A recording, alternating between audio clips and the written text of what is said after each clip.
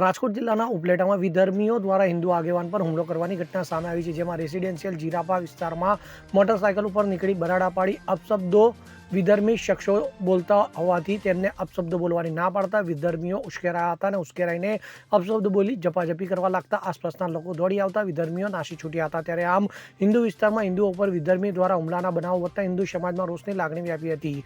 તો હિન્દુ આગેવાનો પર હુમલો થતાં મોટી સંખ્યામાં હિન્દુ સંગઠનો સાથે હિન્દુ સમાજના લોકો પોલીસ સ્ટેશન ખાતે એકઠા થયા હતા અને આરોપીઓને કડકમાં કડક સજા થાય તેવી હિન્દુ સંગઠનો દ્વારા માંગ કરવામાં આવી હતી। ત્યારે બીજી તરફ આ ઘટનાની માહિતી મળતા જ ધારાસભ્ય મહેન્દ્ર પાંડલિયા તાત્કાલિક સ્થળ પર દોડી આવ્યા હતા અને ધારાસભ્યએ પોલીસ તંત્રને કડકમાં કડક કાર્યવાહી કરવા સૂચના આપી હતી। ત્યારે શહેરમાં કોઈ અનિચ્છનીય બનાવ ન બને તે માટે ચુસ્ત પોલીસ બંદોબસ્ત ગોઠવાયો છે અને સામસામે ફરિયાદની પણ તજવીજ ચાલુ હોવાની માહિતી સામે આવી છે।